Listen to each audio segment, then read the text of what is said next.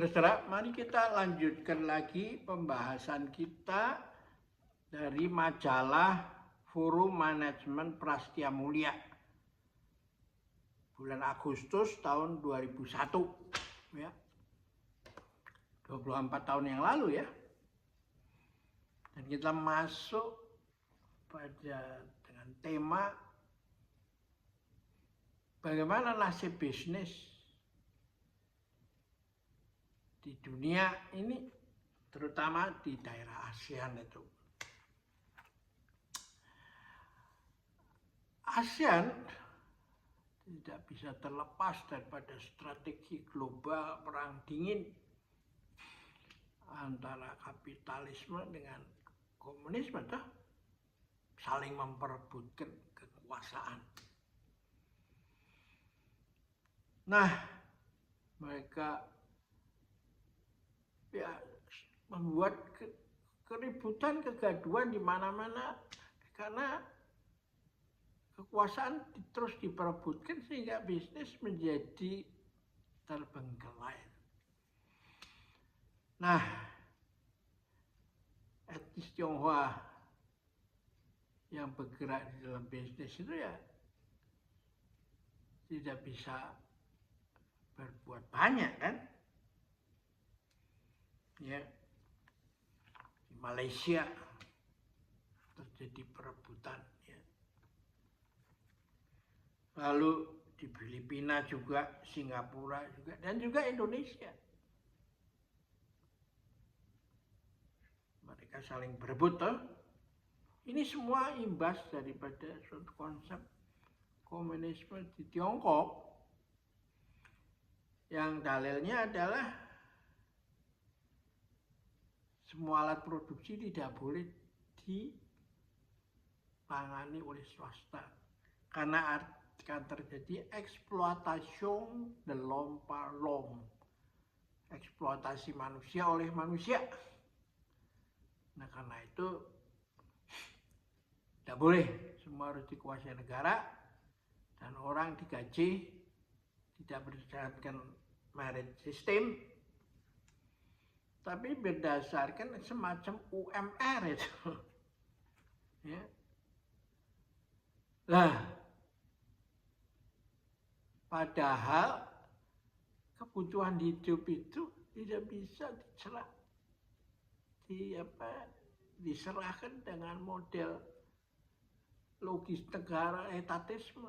Negara menjadi badan logistik dan mendistribusikan kebutuhan rakyat, kebutuhan harian sehari-hari daripada rakyatnya kan. Yang benar adalah kehidupan sehari-hari harus dijalankan oleh bisnis, sehingga ada untung yang dinikmati oleh penggeraknya. Ya. Lalu mereka termotivasi. Nah, tugas negara adalah menjaga supaya jangan terjadi inflasi sehingga harga tidak naik terus-menerus. Nah, kalau terjadi maka ya negara itu tidak bisa eksis kan, rakyatnya akan berontak toh. Nah, ini lalu menjadi masalah bagi orang Tionghoa yang bergerak di bidang bisnis itu, ya tidak bisa apa-apa itu. Nah, tambahan lagi, di saat itu ada peraturan yang melarang etnis Tionghoa bergerak di wilayah lapisan tertentu, kabupaten atau apa. Yang di bawah tidak boleh karena mau dihilangkan kan pengaruhnya.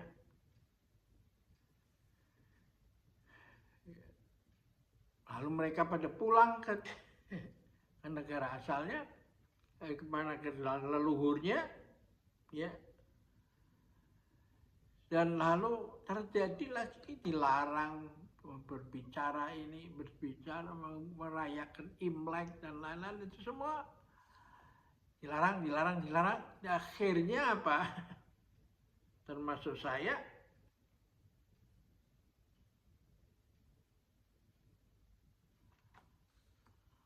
tidak lagi mengerti bahasa Mandarin itu. Nah, apa yang terjadi?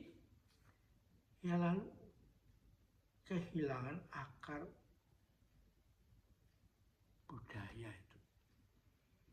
Masih ditambah lagi diberi stempel dia tukang mengeruk uang, tukang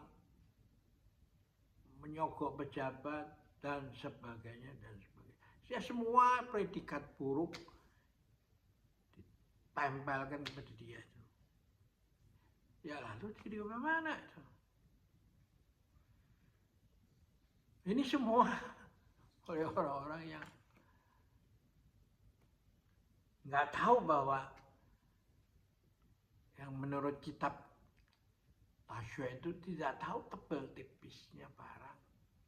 Sehingga yang mestinya tipis ditebalkan dan mana yang seharusnya tebal harus ditipis, malah ditipiskan itu. Seperti sebuah cangkir, bibirnya itu dibikin tebal. Hingga orang minum nggak bisa kan? Lalu pegangannya dibikin tipis. Sehingga harus jadi gampang patah itu. Jadi itulah yang terjadi di masa itu. Ya.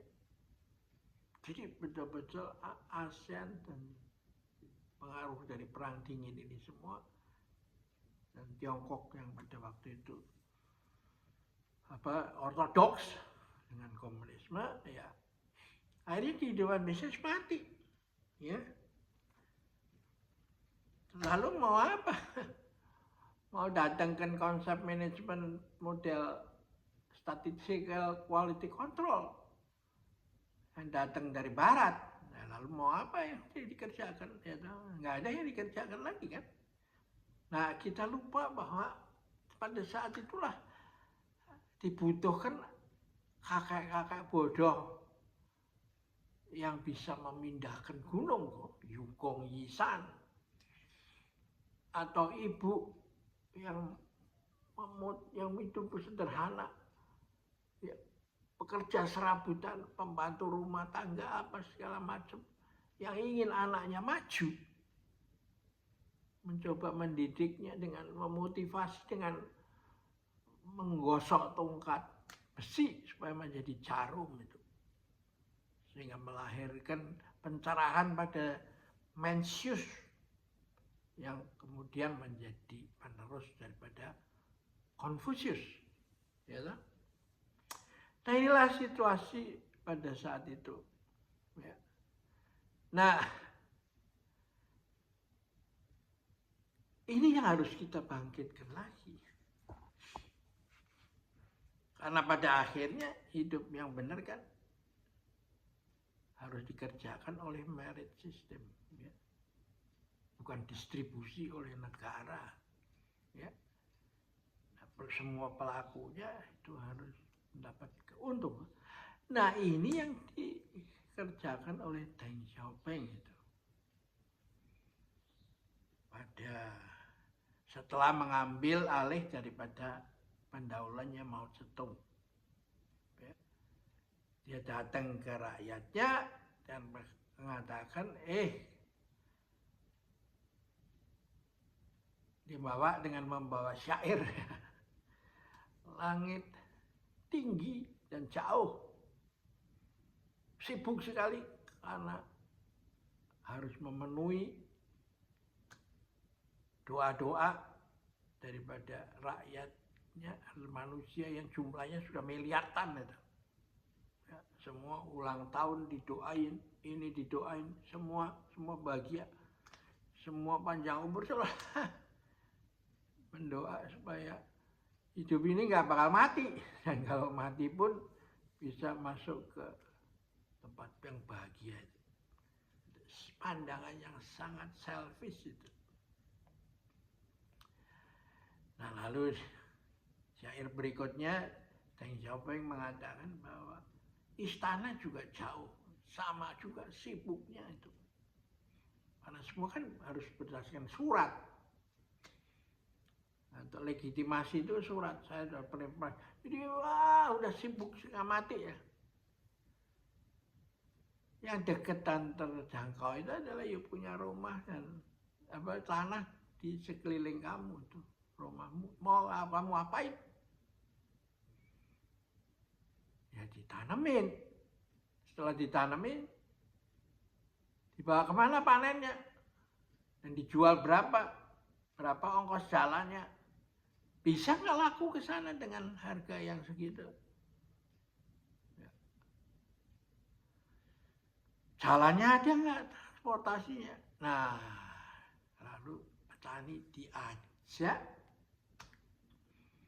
untuk menanam apa yang bisa dijual, dan lalu tugas pemerintah negara itu hadir untuk memberi modal, menyiapkan jalan, angkutan, sehingga barang itu bisa dibawa ke kota-kota atau tempat-tempat di mana ada orang berduit yang bisa membelinya. Nah kalau orang berduit ini dibenci ya nggak ada orang Anda sama dengan membunuh si pembeli kan. Gitu. Jadi menjadi kaya itu harus dianggap sebagai mulia itu, ya. Bukan hina. Ya, lalu orang yang melarat itu dianggunkan sebagai, diagungkan sebagai ya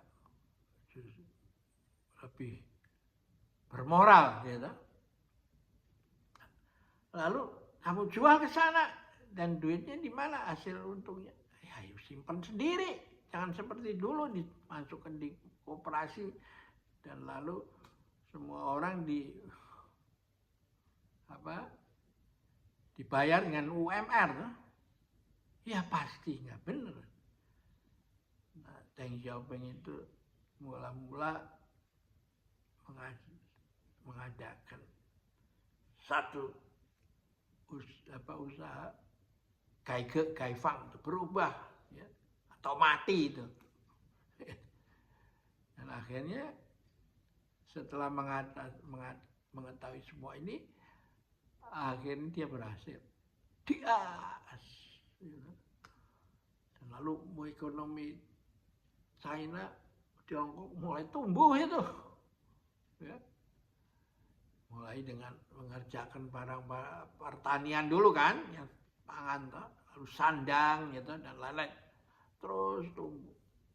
Dan dalam tahun 49 sejak kemerdekaannya, ya, sekarang itu sudah menjadi negara dengan ekonomi kedua setelah Amerika, dan juga dalam kemampuan teknologi, ilmu pengetahuan dan teknologi.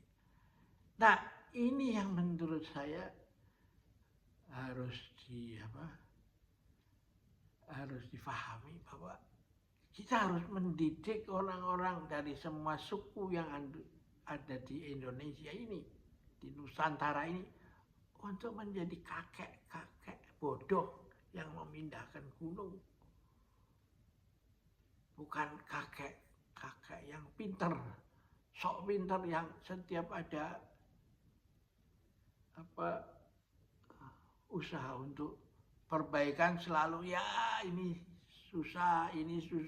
Ya gampang sekali kalau mencari karyawan yang mutunya kalau dikasih ide, wah Pak ini kesusahannya apa. Kita kan butuh karyawan yang mengatakan, Pak ini ide bagus, ada berbagai macam cara merealisasikan ini. Nah, ya kalau karyawannya model begitu ya susah. Gitu.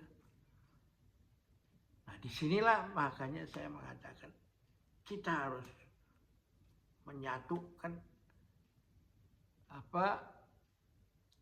jangan sampai melahirkan manajer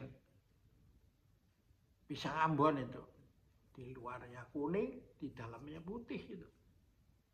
Nggak nyambung antara ilmu pengetahuan dengan semangat. Sehingga tidak bisa seperti di Jepang, merubahnya itu menjadi kaizen itu. Ya. Oke, kita akhirin dulu pertemuan kali ini dan sampai jumpa lagi.